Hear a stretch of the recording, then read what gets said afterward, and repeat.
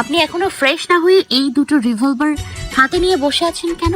আর বিয়ে বাড়িতে এই দুটো নিয়ে এসেছেনই বা কেন? মেঘের কথা শুনে একে রিভলভার থেকে চোখ সরিয়ে মেঘের দিকে তাকালো। তারপর ডান হাতে থাকা রিভলভারটা মেঘের দিকে পয়েন্ট করে স্বাভাবিকভাবে বলল, এই দুটো ব্যাগের মধ্যে ছিল, তাই আগে এই ব্যাগ থেকে বের করে রাখলাম। এখানে কেউ যদি আমার সাথে উল্টাপাল্টা কিছু করার চেষ্টা করে তাহলে তাকে ঠুস করে উড়িয়ে দিব। মেঘ ব্রোকুসকে বলল, বিয়ে বাড়িতে আপনার সাথে উল্টাপাল্টা কাজ করার জন্য কে বসে আছে শুনি? অনেকেই আছে, যার মধ্যে একজন এই মুহূর্তে আমার সামনে দাঁড়িয়ে আছে, যে এতক্ষণ আমার রুমের দরজার সামনে দাঁড়িয়ে দাঁড়িয়ে আমার খাবারের কিছু একটা দেওয়ার চেষ্টা করছিল, কিন্তু ভদ্রতার খাতিরে দেয়নি। একে এর কথা শুনে মেঘ থতমত খেয়ে গেল। মেঘ এটা কিছুতেই বুঝতে পারছে না যে বাইরে দাঁড়িয়ে ও যা করছিল সেটা রুমের মধ্যে বসে একে কিভাবে জানলো। তাই ও নিজেকে স্বাভাবিক রাখার চেষ্টা করে খানিকটা জোর গলায় একে উদ্দেশ্য করে বলল, এসব আপনি কি বলছেন মিস্টার একে? আমি তো কিছুই বুঝতে পারছি না। মেঘের কথা শুনে একে চোখ ছোট ছোট করে কিছুক্ষণ মেঘের দিকে তাকিয়ে রইলো। তারপর গম্ভীর কণ্ঠে বলল, বুঝতে পারছেন না? ওকে আপনাকে ভালোভাবে বোঝাচ্ছি, ওয়েট। কথাটা বলে একে নিজের হাতে থাকা রিভলভার দুটো টেবিলের উপর রাখলো। তারপর পাশ থেকে নিজের সেলফোনটা হাতে নিয়ে কিছু একটা বের করে ফোনের স্ক্রিনটা মেঘের দিকে গড়িয়ে ধরলো। মেঘ ফোনের স্ক্রিন দিকে তাকাতেই হালকা জিভ কাটলো, কারণ এটা হচ্ছে রুমের বাইরে সিসিটিভি ক্যামেরা কিছুক্ষণ আগে যাওয়ার ফুটেজ, যেখানে মেঘ এতক্ষণ বাইরে বসে কি করছিল সবটা দেখা যাচ্ছে। আসলে বিয়েতে এত লোকজন উপস্থিত থাকবে আর যাতে কোনো রকম বিপদে পড়তে না হয়, তাই বেডরুম ছাড়া বাকি সব জায়গায় সিসিটিভি ক্যামেরা লাগানো হয়েছে। আর এই ক্যামেরার ফুটেজ মনিটরের সাথে কানেক্ট করা হয়েছে, যেটা আলাদা একটা রুমে কয়েকজনে কার্ডের আন্ডারে আছে। সাথে আহির, মিহির আর অবির ফোনেও সিসিটিভি ক্যামেরা ফুটেজ কানেক্টেড রয়েছে। ওরা চাইলেও যে কোনো সময় পারে যে কোনো জায়গায় ফুটেজ নিজেদের ফোনে দেখতে পারবে। কিন্তু মেঘের এটা মাথায় ঢুকছে না একে এর ফোনে সিসিটিভি ক্যামেরা কানেকশন কে করে দিল। ওর জানা মতে একে এর ফোনে তো এটা কিছুতেই কানেক্ট থাকার কথা না। ওর এসব ভাবনার মধ্যে একে বলে উঠলো, ভুল যখন একটা করে ফেলেছেন তখন শাস্তি তো আপনাকে পেতেই হবে মিস মেঘনা। আপনি শাস্তি পাওয়ার জন্যে তৈরি তো? একে এর কথাগুলো শুনে মেঘ চমকে ওর দিকে তাকালো। তারপর তোতলাতে বলল, কিসের শাস্তি? দেখুন, আমি কিন্তু আপনার খাবারে কিছুই মিশাইনি। তাহলে অযথা আমাকে শেষে শাস্তি দেবেন কেন?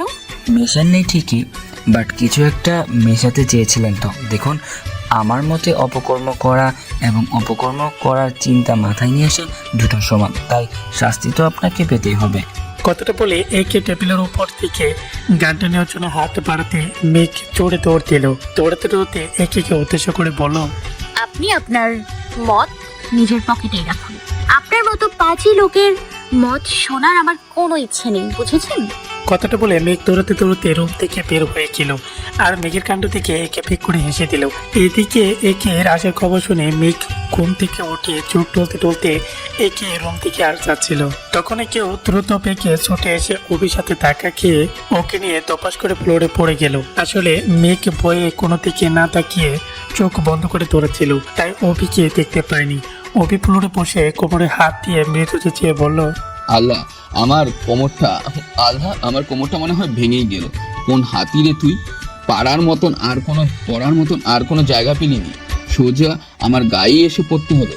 কথাটা বলে অভি কার সোজা করে পাশে তাকাতেই দেখলো মেঘ ওর পাশে উপর হয়ে ফ্লোরে পড়ে আছে। মেঘকে পড়ে থাকতে দেখে অভি মেঘের এক হাত টেনে ওকে উঠিয়ে বসিয়ে দিল। তারপর অবাক কণ্ঠে বলল, তুই এত রাতে এখানে কি করছিস?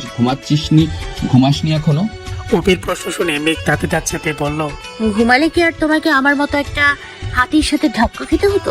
মেঘের কথা শুনে অভি দাঁত বের করে ক্যাবলা মাকে একটা হাসি দিল। তারপর কাচুমাচু হয়ে বলল, আই এম সো সরি। আসলে আমি ভেবেছিলাম অন্য কেউ, তাই ভুল করে মুখ ফসকে কথাটা বলে ফেলেছি। কিন্তু তুই এত রাতে এভাবে দৌড়াচ্ছিস কেন? কি হয়েছে তোর? মেঘ কঠিন সুরে বলল, আমার কিছু হয়নি, আমার ইচ্ছে হয়েছিল তাই আমি এভাবে দৌড়াদৌড়ি করছিলাম। তোমার কোনো সমস্যা? কথাটা বলে মেঘকে বসা থেকে উঠে দাঁড়িয়ে পড়লো। মেঘকে দাঁড়াতে দেখে অভিও কোনো রকমে কোমরে হাত দিয়ে বসা থেকে উঠে দাঁড়ালো। তারপর প্রকোশকে বলল, এত রাগ দেখাচ্ছিস কেন? আমি তো নর্মালি প্রশ্নটা করলাম। আমার রাগ আমি দেখাচ্ছি, তোমার তাতে কি? মেঘের কথা শুনে অভি এবার তো হাত জোর করে মেঘকে উদ্দেশ্য করে বলল, আমার কিছুই না, তোকে এসব জিজ্ঞেস করা আমার ভুল হয়েছে। তুই যা বোন, ঘুমাতে যা। মেঘ তেরা কণ্ঠে বলল, যাবো না, আমি এখানেই দাঁড়িয়ে থাকবো। তোমার কোনো সমস্যা? অভি এবার বিরক্ত হয়ে বলল, না, আমার কোনো সমস্যা নেই। তুই এখানে দাঁড়িয়ে থাক, না হলে এখানে বসে নাচতে থাক, এখানে বসে ঘুমিয়ে পড়, তোর যা মন চা তুই তাই কর, আমি চলে যাচ্ছি এখান থেকে। কথাটা বলে অপি একে রুমে যাওয়ার উদ্দেশ্যে পা পাড়াতেই মেঘ কিছু একটা ভেবে এগিয়ে গিয়ে অপির সামনে দাঁড়ালো। মেঘের সামনে এসে দাঁড়াতে অপি চোখ কুচকে বলল। আবির, কি হলো তোর? মেঘ গম্ভীর কণ্ঠে বলল। এখানে থাকা সিসি ক্যামেরার সাথে একের ফোন কানেক্ট করলো কে? উনি তো একটু আগেই আমাদের বাসায় আসলেন। অপি স্বাভাবিকভাবে বলল। বাইরের সার্ভেন্ট কেয়ারটেকাররা বসে যারা সিসি ক্যামেরার ফুটেজ অবজার্ভ করছে তাদের থেকে কন্ট্যাক্ট করিয়ে নিয়ে এসেছে মনে হয়, কারণ চাচ্চু ওদেরকে আগেই বলে দিয়েছে যে একে এখানে আসলে একের ফোন যাতে ওরা সিসি ক্যামেরার সাথে কানেক্ট দিয়ে দেয়। অপির কথা শুনে মেঘের ওর বাবার উপর ভীষণ রাগ লাগলো। এই একে লোকটাকে নিয়ে ওর বাবার এত বাড়াবাড়ি মেঘের মোটেই পছন্দ হচ্ছে না। এর আগে তো বড় বড় ওরা আরো অনেক কোম্পানির সাথে ডিল করেছে, কিন্তু কখনো অন্য কাউকে নিয়ে আজম রহমানকে এত বাড়াবাড়ি করতে দেখেনি মেঘ। তাহলে এই একে এর বেলায় আজম রহমান কেন এত বাড়াবাড়ি শুরু করেছে সেটাই ভেবে পাচ্ছে না ও। ঘড়ির কাঁটায় রাত প্রায় 2টা বাজে। সন্ধ্যায় ঘুমানোর জন্য সাইফার চোখে ঘুম আসছিল না, তাই ও রুম থেকে বের হয়ে কিচেনে আসলো। কিচেনে এসে এক মুখ কফি বানিয়ে ছাদের উদ্দেশ্যে রওনা দিল। ছাদে আসতেই সাইফার দেখতে পেল ছাদের এক সাইডে দাঁড়িয়ে দাঁড়িয়ে মিহির স্মোক করছে। সাইফা মিহিরের দিকে দেখেও না দেখার ভান করে ছাদের অন্য পাশে গিয়ে দাঁড়িয়ে পড়লো। তারপর রেলিংয়ের উপর বসে বাইরে থেকে পা ঝুলিয়ে কফি খাওয়ায় মনোযোগ দিল। হঠাৎ করে কেউ একজন পিছ থেকে এসে সাইফার কোমরে হাত রেখে ওকে হেক্সা টান দিয়ে রেলিং থেকে নামিয়ে ফ্লোরে দাঁড় করালো। আসমিক ঘটনায় সাইফা প্রথমে ভেবেছিল এটা মিহির, কিন্তু পরে যখন ওকে ছাদের ফ্লোরে দাঁড় করালো তখন ও সামনে তাকিয়ে দেখতে পেল এটা ওর পুরো খেলা ছেলে সাজেদ। সাজেদ সাইফার থেকে 3 বছরের বড়। এতদিন সাজেদের বাসায় থেকে সারিকা সাইফা লেখাপড়া করেছে। ছেলেটা ভীষণ হেল্পফুল, সবসময় সারিকা সাইফাকে লেখাপড়ায় হেল্প করে। সারিকা সাইফা এবং সাজেদের বয়সের মধ্যে অনেকটা গ্যাপ থাকলেও ওদের বন্ডিংটা একদম বেস্ট ফ্রেন্ডের মতো। সাইফা প্রকুশকে সাজেদকে উদ্দেশ্য করে বলল, তুমি এত রাতে এখানে কি করছো? সাজেদ হালকা হেসে বলল, রুমে সবাই বেঘরে ঘুমাচ্ছে, তাই আমি ছাদে এসেছিলাম ফোনে কথা বলার জন্য, কিন্তু এসে দেখি তুমি বাইরের দিকে পা ঝুলিয়ে রেলিংয়ের উপর উঠে বসে আছো। অসাবধানবশত তুমি যদি ওখান থেকে পড়ে যেতে তখন কি হতো বলো তো? সাইফা দাঁত বের করে হেসে বলল। কি আবার হতো? এখান থেকে পড়ে টুপ করে মরে যেতাম। সাইফার কথা শুনে সাজেদ চোখ পাকিয়ে সাইফার দিকে তাকালো, তারপর ধমক দিয়ে বলল, সবসময় শুধু আজে বাজে কথা তোমার মুখে, কখনো ভালো কথা আসে না তাই না? এখানে আজে বাজে কথার কি হলো? আরে ভাই, মৃত্যু তো যখন তখন যে কোনো জায়গায় হতে পারে। এখন যদি আমার মৃত্যু এখান থেকে পড়ে যাওয়ার কারণে লেখা থাকে, তাহলে কি হাজার চেষ্টা করেও তুমি সেটাকে আটকাতে পারবে? সাইফার কথা শুনে সাজেদ বেশ খেপে গেল। ও সাইফার দিকে এগিয়ে এসে তাতে দাঁত চেপে বলল, না, আটকাতে পারবো না, কিন্তু তোমাকে ধাক্কা দিয়ে তোমার মৃত্যুটা একটু সহজ করে দিতে পারি।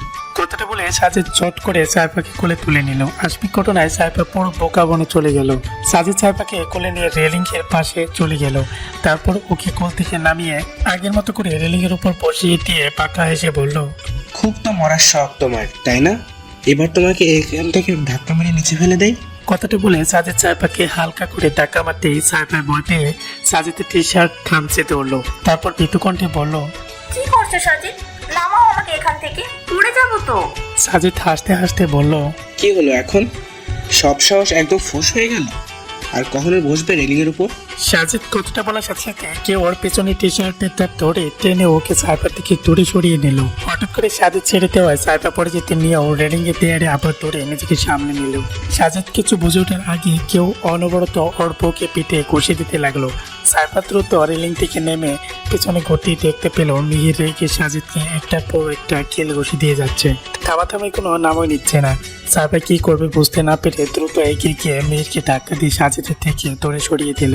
মিহির আবারও সাজিদকে মারার জন্য সামনের দিকে এগিয়ে আসতে নিল, কিন্তু সাইফা এসে মিহির আর সাজিদের মাঝখানে দাঁড়িয়ে পড়লো। তারপর মিহিরকে উদ্দেশ্য করে রাগী কণ্ঠে বলল, কি সমস্যা আপনার? ওকে এভাবে মারছেন কেন? মিহির রাগে ফুঁসতে ফুঁসতে বলল, ইচ্ছে হয়েছে তাই মেরেছে, তোকে বলবো কেন? আপনার ইচ্ছে হয়েছে বলে আপনি এইভাবে একটা মানুষকে জানোয়ারের মতো মারবেন? আপনার মধ্যে মনুষ্যত্ব বলে কিছু নেই তাই না? যত দিন যাচ্ছে তত আপনি একটা জানোয়ারে পরিণত হচ্ছেন। সাইফার কথা শুনে মিহির ওর দিকে অগ্নি দৃষ্টিতে তাকালো, কিন্তু মুখে কিছু বললো না। সাইফা আবারও বলল, আপনি শুধু জানোয়ার না, একটা তার ছিঁড়া পাগলও। কারণ কোনো সুস্থ মস্তিষ্কের মানুষ কখনোই অকারণে কাউকে এভাবে আঘাত করতে পারে না। আপনার মতো পাগল ছাগলকে তো মানসিক হসপিটালে নিয়ে ভর্তি করিয়ে রাখা উচিত, না হলে একেবারে জানে মেরে ফেলা উচিত। কারণ আপনার মতো দুই চারটা পাগল ছাগল না মরলে আমাদের মতো মানুষেরা কখনোই এই সমাজে শান্তিতে বসবাস করতে পারবে না।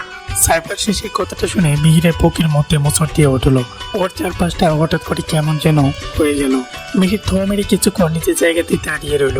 তারপর সাইফার থেকে এগিয়ে গিয়ে ওর দুই হাতের বাহু শক্ত করে চেপে ধরে কঠিন সুরে বলল, তোর এসব কথায় আমার কিছু যায় আসে না, বুঝেছিস?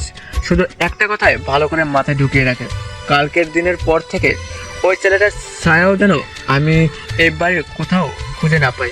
যদি পেয়েছি তাহলে কিন্তু খুব খারাপ হয়ে যাবে, বলে দিলাম। এখন তো শুধুমাত্র কয়েকটা ঘুষি দিয়ে ওকে ছেড়ে দিলাম। এরপর যদি তোর আশেপাশেও ওকে দেখেছি তাহলে সবার আগে ওকে আমি জ্যান্ত কবর দিব। তারপর তোকে কুচি কুচি করে কেটে তোর বডির কাটা অংশগুলো জঙ্গলি কুকুরকে খেতে দেবো। কথাটা বলে মিহির সাইফাকে ছেড়ে দিয়ে হন হন করে ছাদ থেকে বের হয়ে নিচে চলে গেল। আর সাইফা স্ট্যাচু হয়ে দাঁড়িয়ে থেকে মিহিরের শেষের কথাগুলো ভাবতে লাগলো। সকালে ঘুম থেকে উঠে মেয়েকে নিচে আসতে দেখতে পেল ড্রয়িং রুমে একদম টমটমে পরিবেশ। কারো মুখে কোনো কথা নেই, সবাই গম্ভীর মুখ করে নিজেদের কাজ করে যাচ্ছে। সোফার উপর কাঁধে ব্যাগ নিয়ে সাজিদ বসে আছে। সাজিদের সারা মুখে মারের দাগ। শাড়িকে সাইফা মাথা নিচু করে সাজিদের পাশে বসে আছে। ওদের অপোজিট পাশে সোফার উপর মীরা রহমান রাগে লোক নিয়ে বসে আছে। মেঘ এগিয়ে গিয়ে মীরা রহমানকে উদ্দেশ্য করে বলল, কি হয়েছে তোমাদের? সবাই এমন গম্ভীর মুখ করে বসে আছো কেন? মেঘের প্রশ্ন শুনে মীরা রহমান কর্কশ কণ্ঠে বলল, কি আবার হবে?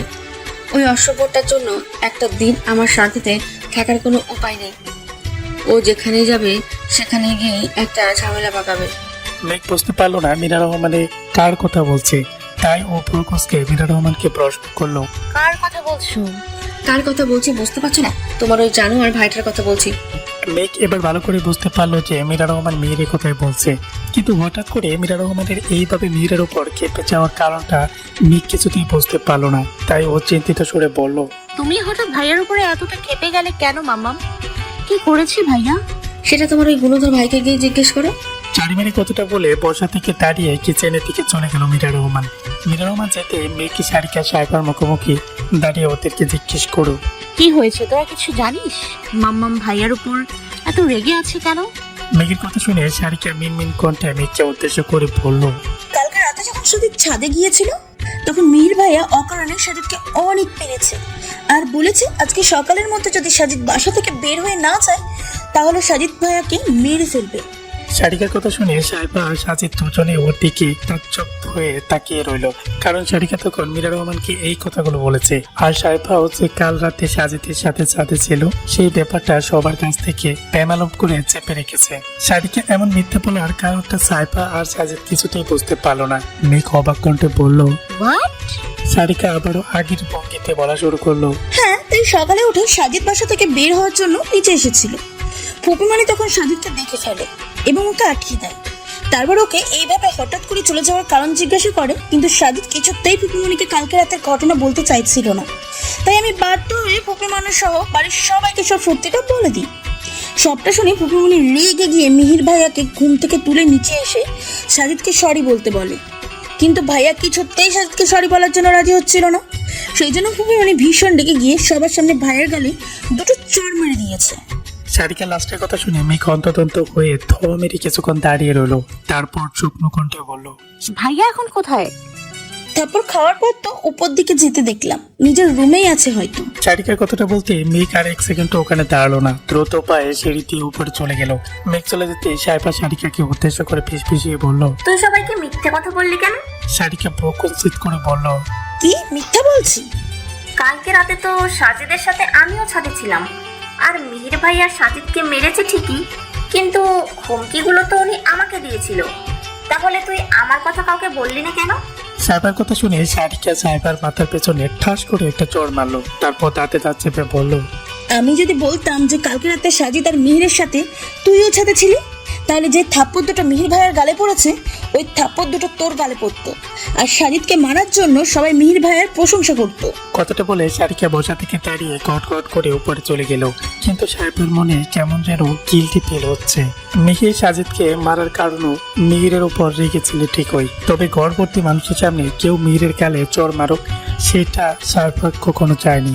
মেয়েকে দৌড়ে মিহিরের রুমের সামনে গিয়ে বুঝতে পারলো রুমের দরজাটা হালকা করে লাগিয়ে রাখা। তাই ও দ্রুত দরজা ধাক্কা দিয়ে রুমের মধ্যে ঢুকে গেল। রুমের মধ্যে ঢুকে মেয়েকে সারা শরীর জমে একদম বরফ হয়ে গেল, কারণ মেঘের থেকে কিছুটা দূরে ফ্লোরে একটা ভাঙ্গা কাঁচের গ্লাস পড়ে আছে। সেই গ্লাসটার কিছুটা ভাঙ্গা অংশ মিহিরের হাতের মধ্যে নিয়ে চেপে ধরে পেটের উপর বসে আছে, আর মিহিরের হাত থেকে ছুঁয়ে ছুঁয়ে রক্ত বের হচ্ছে আর ফ্লোরে পড়ছে।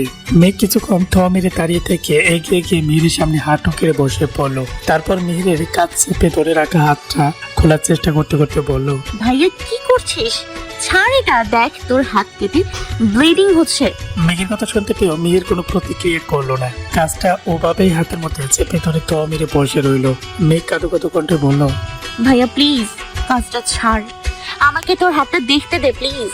মিহির শক্ত কণ্ঠে বলে উঠল, না আমি কোথাও যাবো না, আগে তুই এটা হাত থেকে ছাড় বলছি, আমাকে হাতটা দেখতে দে।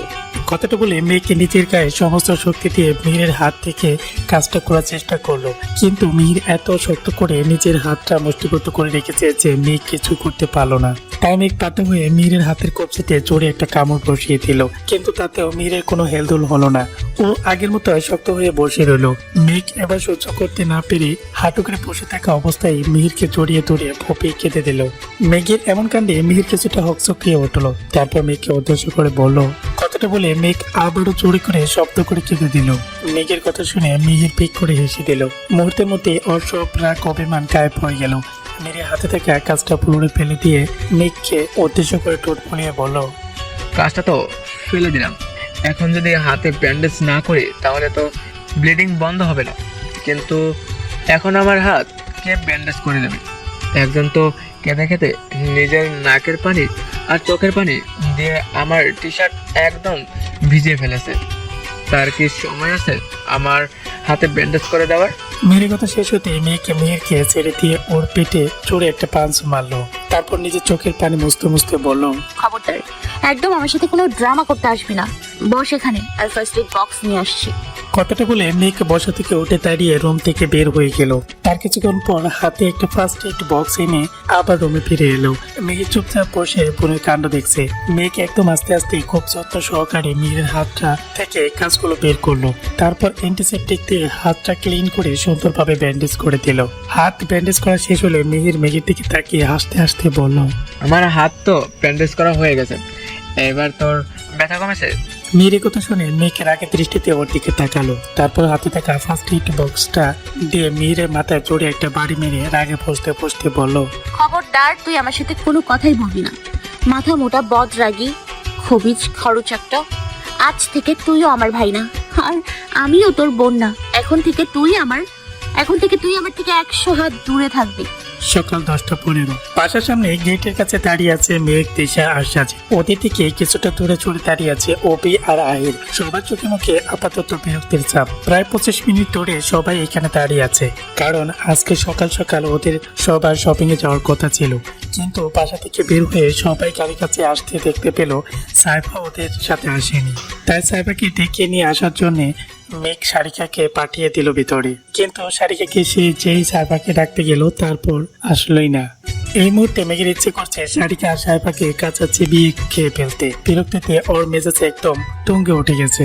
মেঘের বিরক্তির তাপ আরো কয়েক গুণ বাড়িয়ে দিয়ে দিশা বলল, প্রথমে তো সাইফা আসলো না, এখন সাইফাকে নিয়ে আসতে গিয়ে সারিকাও আসছে না, কোথায় গিয়ে আটকে গেছে ওরা দুবোন? দিশার কথা শুনে মেঘ ঝাড় মেরে বলল, তুইও যেখানে দাঁড়িয়ে আছিস আমরাও সেখানেই দাঁড়িয়ে আছি, তাহলে কিভাবে বুঝবো